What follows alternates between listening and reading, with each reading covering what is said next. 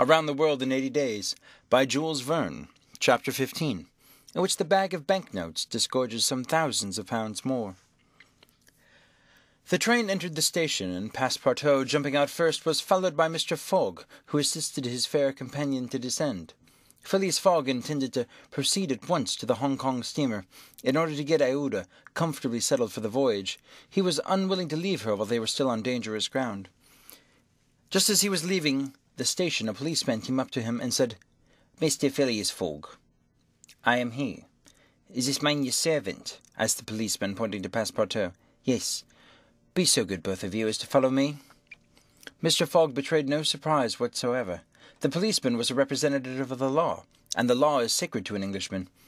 Passepartout tried to reason about the matter, but the policeman tapped him with his stick, and Mr. Fogg made a signal to obey. "May this young lady go with us?" asked he. "She may," replied the policeman.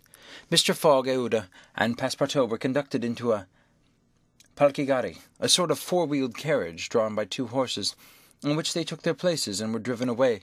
No one spoke during the 20 minutes which elapsed before they reached their destination. They first passed through the Black Town, with its narrow streets and miserable dirty huts and the squalid population, then through the European town, which presented a relief in its bright brick mansions, shaded by cocoanut trees, and bristling with masts where, although it was early morning, elegantly dressed horsemen in handsome equipages were passing back and forth. The carriage stopped before a modest-looking house, which, however, did not have the appearance of a private mansion. The policeman, having requested his prisoners for so truly they might be so called to descend, conducted them into a room with barred windows, and said, "You will appear before Judge Obadiah at 8:30. He then retired and closed the doors. "Why, we are prisoners!" exclaimed Passepartout, falling into a chair. Aouda, with an emotion she tried to conceal, said to Mr. Fogg, "Sir, you must leave me to my fate. It is on my account that you received this treatment. It is for having saved me." Phileas Fogg contented himself with saying that was impossible. It was quite unlikely that he should be arrested for preventing a suttee. The complainants would never dare present themselves with such a charge. There was some mistake. Moreover, he could not, in any event, abandon Aouda, but would escort her to Hong Kong. "But the steamer leaves at noon," observed Passepartout nervously. "We shall be on board by noon," replied his master placidly. It was said so positively that Passepartout could not help but muttering to himself, "Blablu, that's certain. Before noon we shall be on board." But he was no means reassured. At 8:30 the door opened. The policeman appeared, and requesting them to follow him, led the way to an adjoining hall. It was evidently a courtroom, and a crowd of Europeans and natives had already occupied the rear of the apartment. Mr. Fogg and his two companions took their places on a bench opposite the desks of the magistrate and his clerk. Immediately after, Judge Obadiah, a fat, round man, followed by the clerk, entered. He proceeded to take down a wig which was hanging on a nail, and put it hurriedly on his head. "The first case," said he, then putting his hand to his head, exclaimed, "Hey, this is not my wig." "Now, your worship," returned the clerk, "it's mine." "My dear Mr. Oysterpuff, how can a judge give a wise sentence in a clerk's wigs?" The wigs were exchanged. Passepartout was getting nervous, for the hands on the face of the big clock over the judge seemed to go around with terrible rapidity. "The first case," repeated Judge Obadiah. "Phileas Fogg?" demanded Oysterpuff. "I am here," replied Mr. Fogg. "Passepartout?" "Present," responded Passepartout. "Good," said the judge. "You have been looked for prisoners for 2 days on the trains from Bombay." "But of what are we accused?" asked Passepartout impatiently. "You are about to be informed." "I am an English subject, sir," said Mr. Fogg, "and I have the right—" "Have you been ill-treated?" "Not at all." "Very well. Let the complainants come in." A door was swung open by the order of the judge, and 3 Indian priests entered.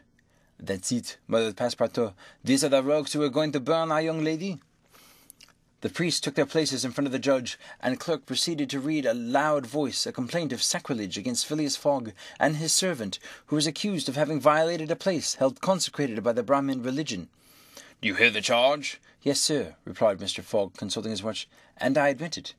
"You admit it?" "I admit it, and I wish to hear these priests admit it, in their turn, what they are going to do at the pagoda of the Pelagi."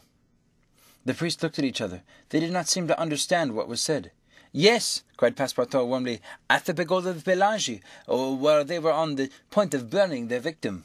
The judge stared with astonishment, and the priests were stupefied. "What victim?" said Judge Obadiah. "Burn whom? In Bombay itself?" "Bombay?" cried Passepartout. "Certainly.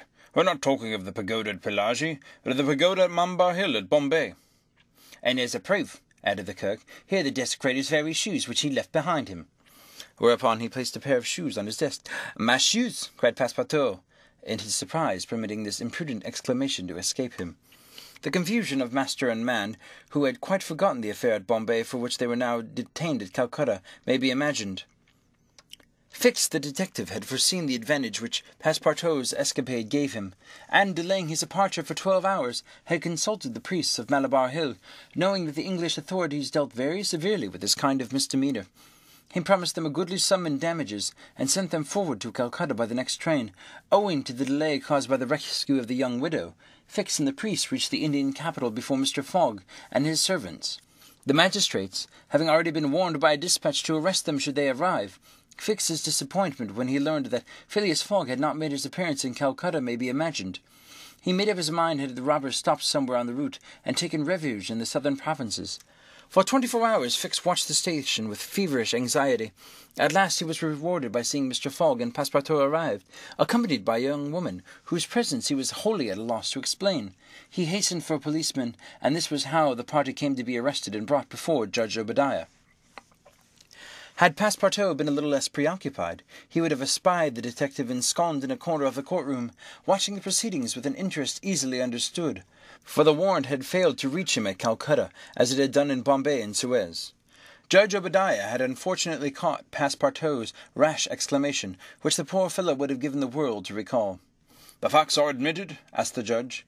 "Admitted," replied Mr. Fogg coldly.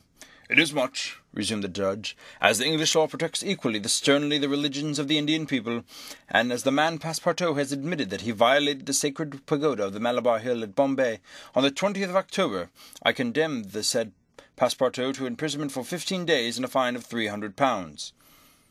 £300! cried Passepartout, startled at the largeness of the sum. "Silence!" shouted the constable.